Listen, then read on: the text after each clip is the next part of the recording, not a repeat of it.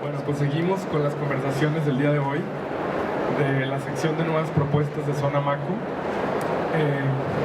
Y para esta última conversación tenemos a Rachael Rakes, que es curadora y editora. Tenemos a Jeffrey Gibson, artista basado en Nueva York.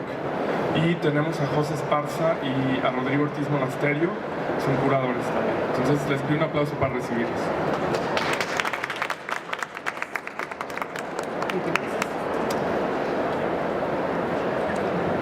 Historical facts are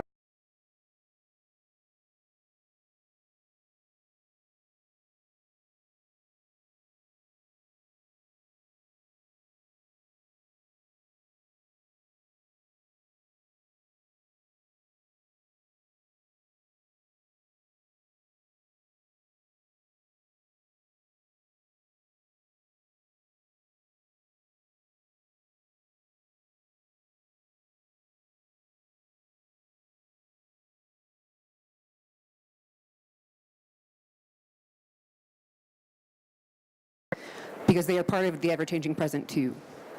And they do more to displace us in the reproduction, reprocessing, and representation.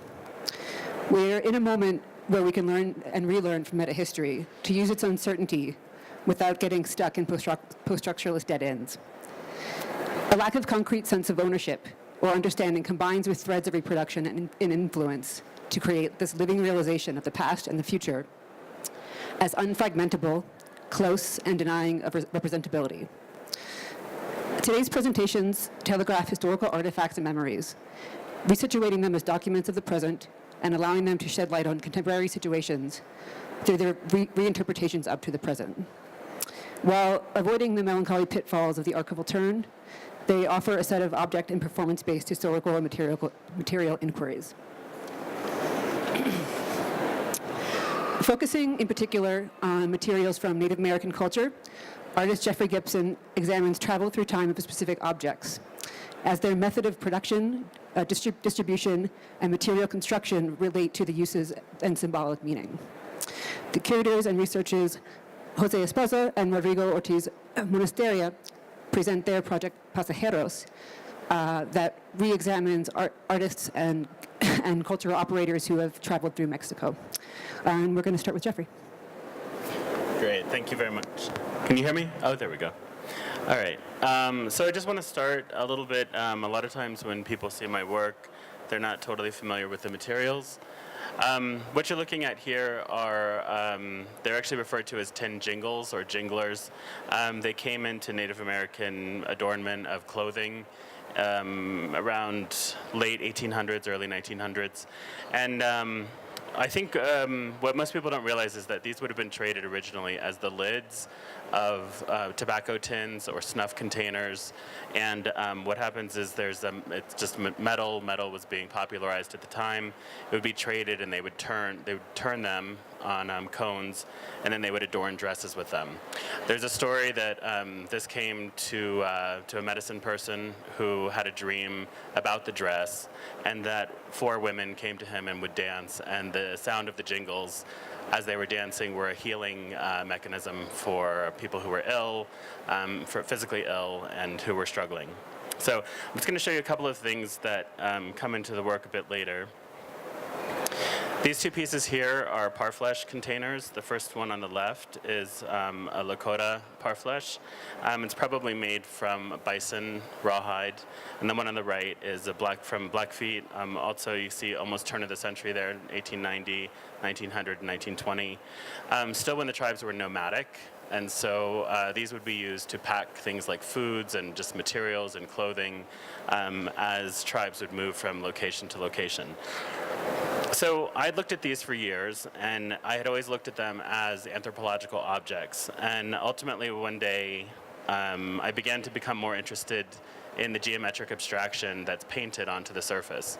So when I began to research that, I found out that this is a gendered practice. It's done by women, and these designs are actually held by women.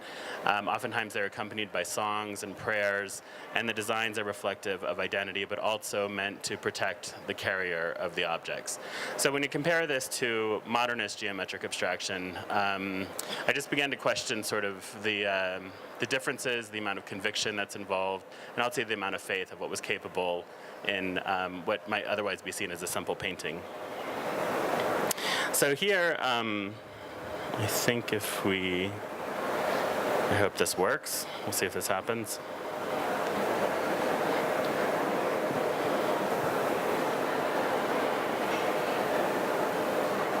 Do we know if that happened?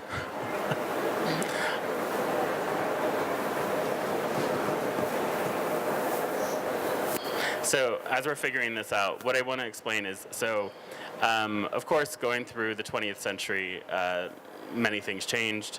And eventually in the 70s and 80s, when there was a resurgence in Native American dance and aesthetics and materials, there was a man, he's an Anglo-American man in Texas, who began to have these materials recreated. They were recreated in Texas. They were also recreated in Asia, so Taiwan, I'm not sure if anything's happening there. In Taiwan, in China, and also India, also the materials were being recreated. But what he was creating them for was specifically the Native American powwow circuit, which is a late 1800s phenomena where tribes were coming back together and inventing dances, re-performing dances of the past, and it really is a modern invention for an intertribal union that didn't exist before. So, did that go?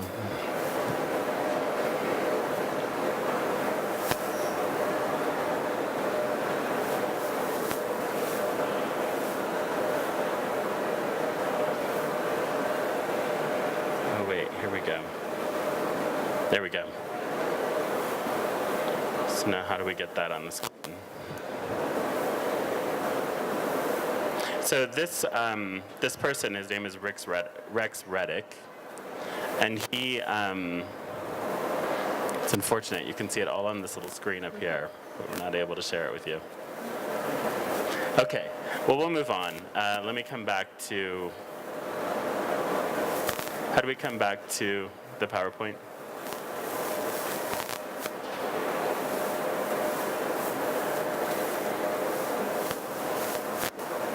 So in addition to the beads, he continues to sell the beads that come from Czech Republic. He also has antique beads that are no longer available from France, from Germany. And those, of course, are more expensive. They are the ones that were originally used. They come in certain colors that are no longer available, also from Italy. And so what he's doing is he's recreating these beads specifically to recreate a traditional look and a traditional aesthetic. And he's done the same thing with jingles and these cones. What you buy now they come pre-rolled by the 100. In fact, in my studio, we buy them by the thousands. And they are produced in Taiwan now. And what I think is interesting is when you look back at the historic materials, even though we refer to them as traditional Native American of the region that they come from, in fact, they have always come from other countries and from other cultures. And then there's something about how the tribes just immediately acculturate them into their aesthetic. So what was once horsehair, moose hair embroidery, earth paints, suddenly is being made from beads from France, from Italy, from Poland. And that, for me, there was a sense of freedom in thinking about tradition, rather than seeing tradition as something that is weighted and potentially static. Okay, so here I just want to show you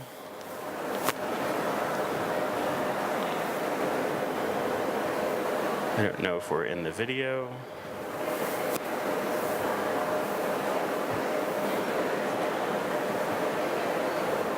So this was originally a video, which in the video, what you would have seen is you would have seen the dancers. And this was at the Gathering of Nations powwow in Albuquerque, New Mexico in 2015.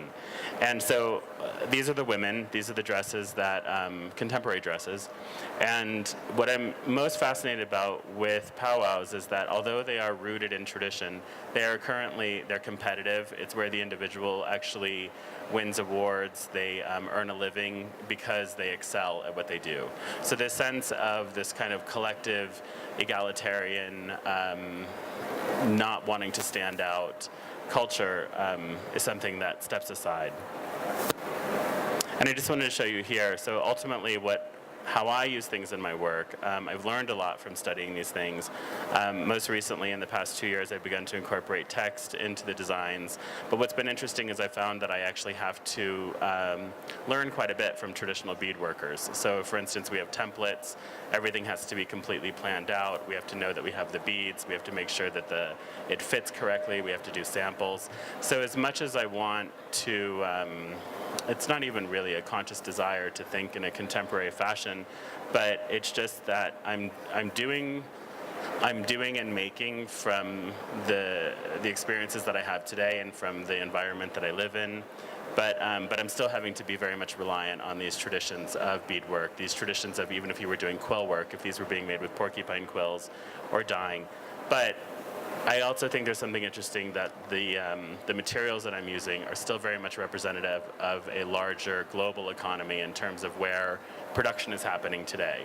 So there's a difference between, I suppose, the inherent meaning in the materials based on who produces them, but also on who uses them. And as an artist, these kind of gaps in between the perception of what Native American is and then this ability to be able to open it up and just use a material in context and out of context is something that I'm probably having a lot more freedom with. It also invokes questions, it invokes criticism from traditionalists. I do have traditional people who criticize my use of materials, but I think that that's something for contemporary artists, native or non-native, is certainly important for the dialogue to continue and to grow.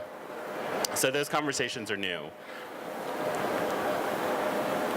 And here is, I've been painting on rawhide, so these are actually painted on deer hide that are stretched over wood panels.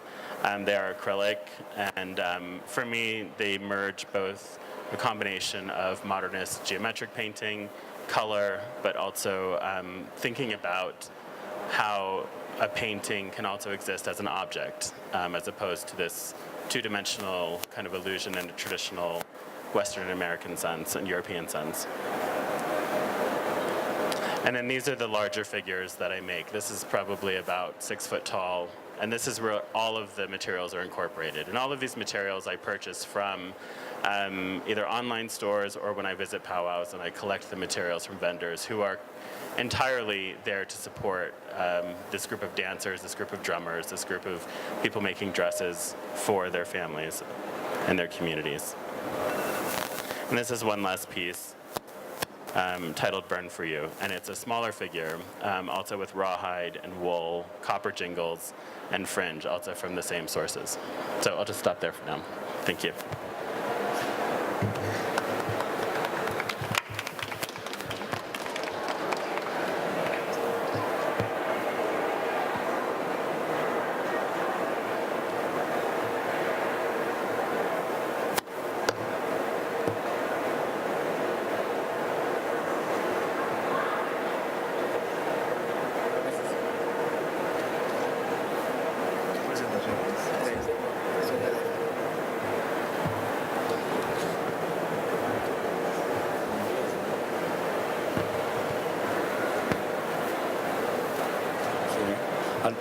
I'll speak in English so we can have a conversation towards the end.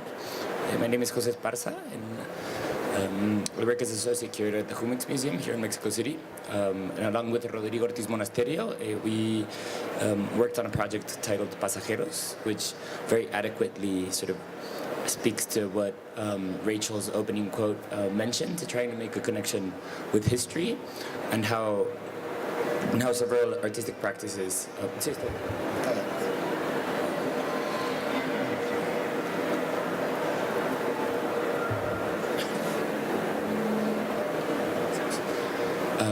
So it's called. It's a series of exhibitions that we're presenting at the Humberto Museum in the sort of project space of the museum. It's not necessarily like a white cube gallery.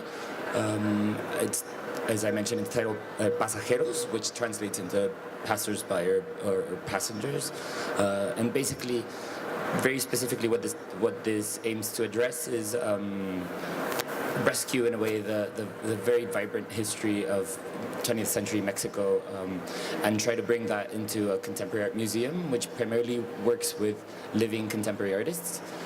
So there's a very specific, very natural interest in both Rodrigo and myself to try and rescue many of these stories and present them within this institutional context. And I guess the way we try to make that connection was many of living artists now, as you're doing, or many other artists are also working with trying to rescue specific histories and try and see how that can translate into a contemporary context. So Pasajeros is very specifically it's small exhibitions on characters from the 20th century that during the 20th century passed through Mexico and left a deep artistic sort of impact in the local context. And across the 20th century, there's been many interesting figures that have passed through Mexico, and these include, they go from very specific artists from like André Breton to Trotsky. There's been many periods during the 20th century that in Mexico has seen some sort of an influx of creative characters that have passed through it. For the first project in the series, we worked with a Polish experimental theater director called Jerzy Grotowski, which is much later than the sort of André Breton and all these, but actually he was actually following the footsteps of Antonin Artaud, French theater figure, cult theater figure. And within this series, we'll be presenting several other important artists. It's important for us that in a way they're not as well known, and not that they're not as well known, but that their passing through Mexico wasn't really sort of documented, and in a way try to make a connection with a living artist that's been working either on that subject or that their work addresses those issues as well. And so how that can actually make a conversation between a living contemporary artist and this other figure that there's little documentation about their passing through Mexico. So I'll pass the mic to Rodrigo so he can speak a little bit more about Grotowski's time in Mexico, and then we'll speak a little bit about our upcoming projects. Whoa, sorry. So as Jose was saying, the first historical figure that we took as a departure point was Jerzy Grotowski, and the whole project unfolded through different phases in a way. The first one was 2 videos by Danish artist Joachim Quester. And Joachim Quester filmed these 2 videos. They're 16mm videos, black and white, that he did in 2010 during a research he was doing on Grotowski. And basically, as you can see in the picture, it's just frames and movie stills from the movie. And he filmed one of Jerzy Grotowski's disciples here in Mexico. His name is Jaime Soriano. And so the project took as a departure point these 2 films by Jerzy Grotowski, by Joachim Quester, sorry.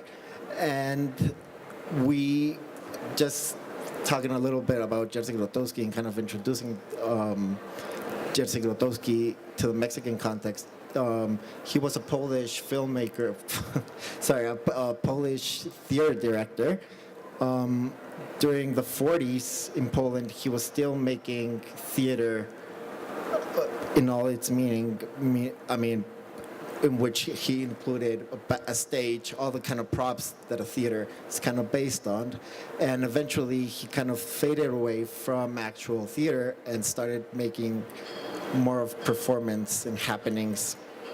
And Jerzy Grotowski kind of over-curated his persona, meaning that he would constantly disappear, and then he would be lost for 2 years, and then he would reappear and be totally physically different. And so there was like this continuous kind of theater. And he came to Mexico in 3 occasions. One in '68. He was invited for the Cultural Olympics in Mexico. And he came to Mexico in '68 and he presented a theater, an actual theater play, called The Constant Prince. Then he returned to Mexico in '72, and in '72 he decided to go and retrace Antonia Artaud's footsteps. But instead of going with the Tarahumaras, he decided to go and do all the spatial movements into the Huichol Sierra. And he invited 10 disciples from the UNAM, and they just went. They rented a plane, which is totally crazy, and they headed to the Huichol Sierra, and they stayed there for 15 days, just doing weird spatial movements, in which it evolved. He kind of juxtaposed different practices from different cultures, such as voodoo, Huichol, Chinese movements, so on and so forth. And then he returned in 73, or 81, sorry, the third one's 81. And he was invited to give a lecture at UNAM. I just want to kind of throw out that Grotowski only believed in oral tradition. He didn't believe in documentation. So he kind of like really controlled what was said of him, and he kind of chose each of his disciples in a way. And each of his theaters kind of evolved into new, different theatrical, how would you say it, different theater. And he came back in '81, I think, and he did, he invited 10 disciples from UNAM, and they journeyed out into the skirts of the Popocatépetl, Iztaccíhuatl volcano, and rented a warehouse there and just shut themselves for 10 days doing weird performances and happenings without any kind of documentation. He was just like controlling the overall theatrical experience. And so that's how it came to be that we wanted to join these 3 moments into the exhibition context and using this. So I mean, working with this very sort of certainly like a very obscure character that really was experimenting with the conventional formats of theater, and every time he was really like, as Rodrigo mentioned, like his idea of theater was no longer with the stage and no longer with an audience, but it was basically him and the other participants experimenting these ideas of trance and their movements of the body in the jungle or in the Sierra Huichol, etc., etc. So there was little track of Grotowski in Mexico City. He actually also traveled to other cities like in Caracas and Buenos Aires. He was also very influential in the places he visited, but he had a very strong following by they were literally called disciples. And actually to the point where here in Mexico City there's a school that's based on his sort of like ideology, which is in a way part of UNAM, and there's still many characters that follow those sort of like almost psychedelic sort of experiments of how to use your body. And so we wanted to work on this small exhibition, departing from Joachim Koister's two video pieces, one which is part of the Humex collection. And so this project was actually also important for us to experiment with a way of working on a show where we highlighted a work from the collection, but that is not necessarily a collection exhibition, right? So it's not. So this was a way where we could speak to history, but through the use of a contemporary art collection. And because we had very little material, and because we wanted this to become a series, we worked with a group of young local architects called Lanza, which we commissioned this display set, which the idea is that we're going to be reusing it for like all the other exhibitions in this series, reconfiguring it, of course, depending on the project's needs. But on display were photographs of the Constant Prince theater presentation, which happened in 1968 here during the Olympics, and it was his last sort of conventional theater play. There was still a stage, although the stage was sunken in, and the audience was actually like looking from almost like as a swimming pool. The stage is sunken in, and the audience is still there. But that was his last conventional use of theater before departing into these other experiments. We also had. So the architects created this framework. And as you can see, some of the videos were projected into the actual biombo. And from one side, I mean, you can see in that shot that you can actually see both sides. So they created this, the whole idea behind the biombo was that it worked kind of it had this modernist, functionalist apparatus that we could actually reconfigure in a way and use it for each of the exhibition series, and it has different functionalities in which we could actually display archival objects, etc. Yeah, so I mean, it was a small budget exhibition with only two works, one from the collection and one was from Jan Mott Gallery, who represents Joachim Koister, and we had an audio piece of that we basically made with some friends where there was a narrated diary of one of his disciples and his time, the time he spent with Grotowski. So it created this sort of like interesting aura of in a way certain mysticism. But I guess enough about Grotowski, and just briefly I'll mention about the second one in the series, which is this architecture critic called Esther McCoy, who was based in Los Angeles and came during the 60s many times to Mexico City and had a very strong relationship with the architects from Pedregal, and it was really during this very interesting modernist period in Mexico, and very specifically with the development of Pedregal. And it's been interesting to us to be researching her work because it's so obvious when you see the connection between like LA modernist architecture and like Mexico City modernist architecture, which somehow I hadn't really thought about it. But there's a really strong connection between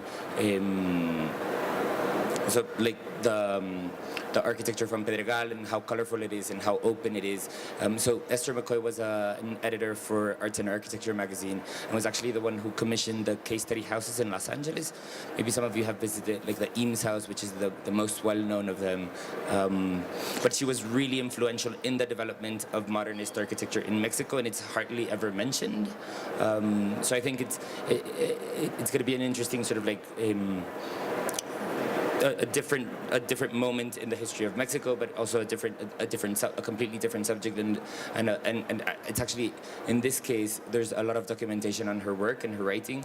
It's all in the Smithsonian archive, so it's much easier to work on an archival exhibition when there is actual material.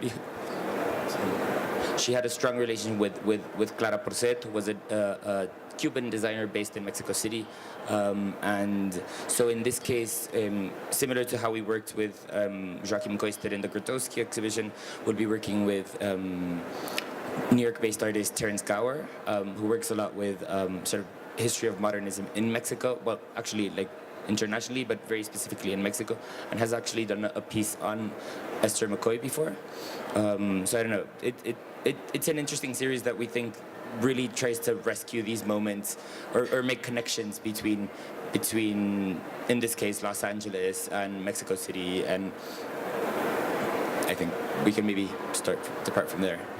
I guess to draw a kind of fundamental thread between your two presentations, I think what you're both doing is kind of using as a recuperative tactic, placing these objects and this history in the realm of contemporary art, right, basically. I'm wondering if maybe you could each spend a moment sort of talking about that as just like a very sort of fundamental practice, and, you know, maybe the sort of the benefits and pitfalls of that, the complications of that?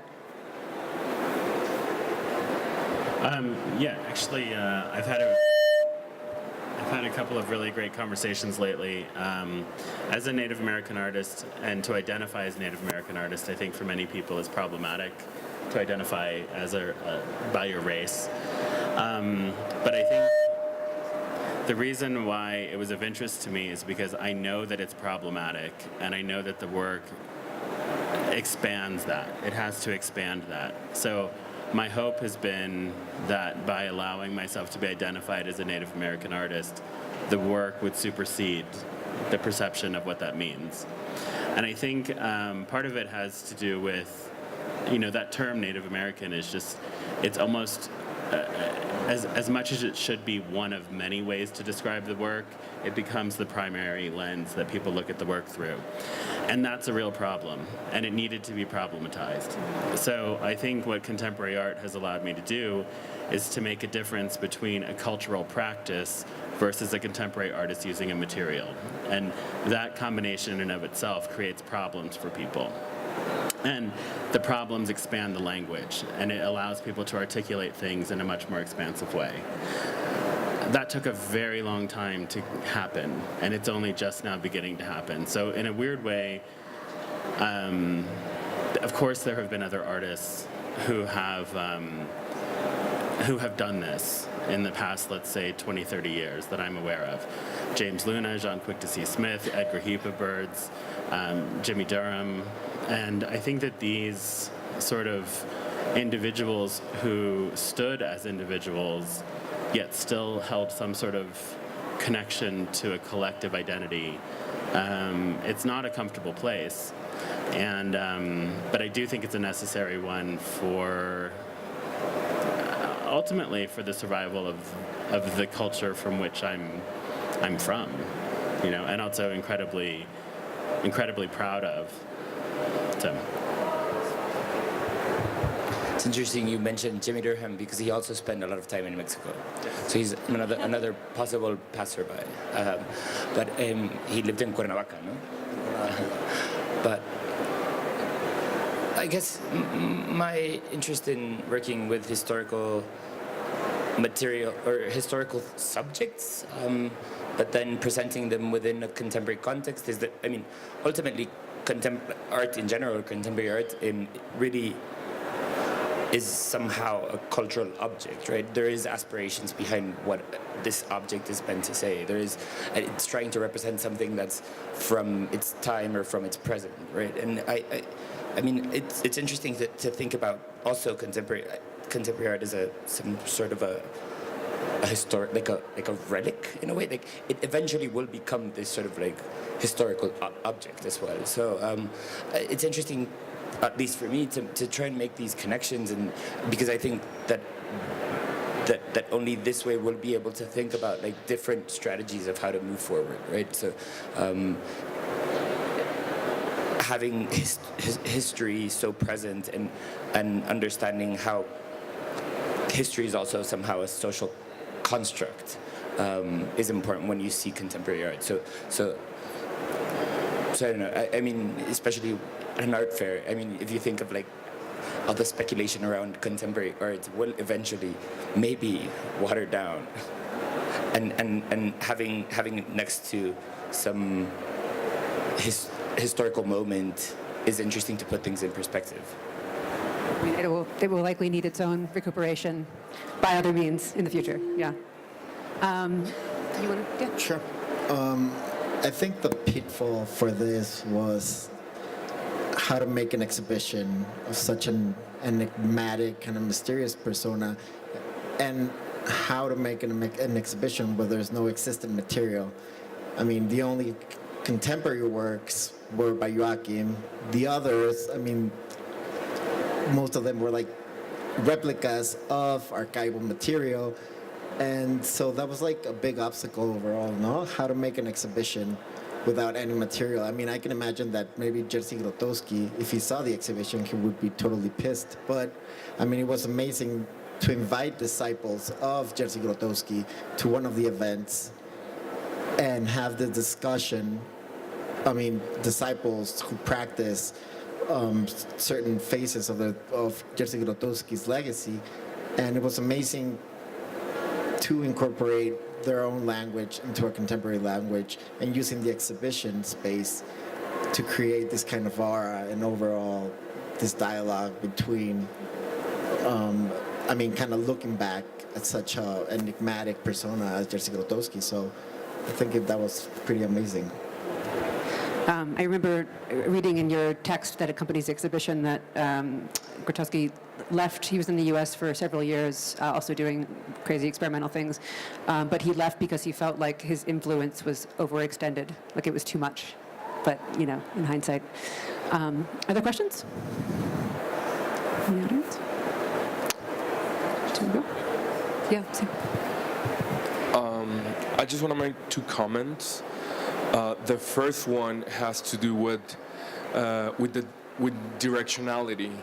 How, for example, Jeffrey's practice is kind of like intending to take cultural value towards like a broader scene, like the contemporary art world, whether as in the Passengers project, it's kind of like the other way around. It's kind of like trying to make sense and integrate how this broader environment is kind of like influencing a local scene. So just in terms, I think that's a very interesting connection, an opposite connection that one can draw between these 2 very different conceptions and projects.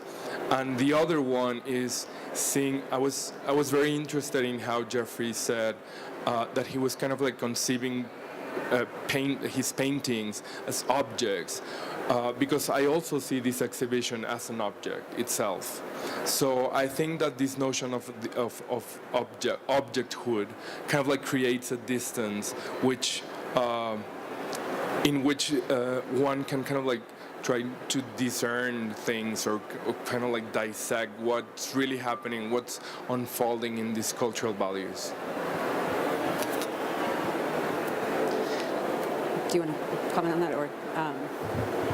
I totally agree that it's in somehow this exhibition was an object within itself, and I think that something that we spoke about a lot was we in a way created a context for what could be seen as a cryptic sort of like video by a contemporary artist, right? So we created a context so the visitor could get to know more about what this piece was about, right? Because otherwise you would only see this video of a dancing man like on a roof, like, or in the jungle, and we really just created a context and in a way try to translate the interest from the artist in this character and why he was such an enigmatic figure, and in a way that's how I see my work, is create context around subjects of interest that I think are useful for going through contemporary life. Yeah, and I also, with Jeffrey's work, I find it really fascinating that, sort of not knowing how these like the beads, like these objects that are sort of made in the era of super consumerism and sort of obsolescence are still being used to make look very important, like I won't say not sacred, but deeply deeply feeling objects. Maybe you could talk about that, how these sort of disposable materials are like, do they still sort of hold their value? Is it different? What like in terms of the role they play? Yeah, I mean, this there was a huge transition in my work probably around 2010, 2011 that started a couple years earlier. But one of it was, as an artist, I decided, living in New York City, deciding to close all of my books and stop trying to reference ideas and objects that I saw through images and words. And I started traveling and meeting with people who work in much more traditional ways. And the amount of faith and conviction that they expressed in the act of making, so through prayer, through drumming, through singing, through gifting, all of these things, I think, maybe we'll trade. All of those things, I think, it's not here. So all of those things ultimately set up a really interesting set of questions that I was sharing with artists in their studios, but they wouldn't talk about it in terms of their work. So these ideas about faith, even things like magic, sacred, belief, things that people as artists, I've met many people who want to believe that what we're doing and what we're making has some integrity, some inherent agency within the object or within the materials. So I think it's interesting. For me, it was just a challenge of faith and meeting a number of people who expressed a tremendous amount of faith. So I still have those questions very much at the forefront of my mind when I'm making something. And I think the comment that Humberto made before about the difference between the way that we're approaching this as objects. What's interesting is, had I gone the other direction, I'm left to sit in the worlds of archaeology, museology, academia, traditionalism, all things which by nature are slowed down and they really inhibit experimentation. So by removing them into a contemporary art object, there's something that that opens them back up. It's almost like you have the opportunity to piece together a new object, and hopefully that new object is contemplation of a gap that exists between what we know, what we think we know, what we're looking at. And for me, that was new. I think if there are any other questions, we'll close it there because it was beautiful. So thanks.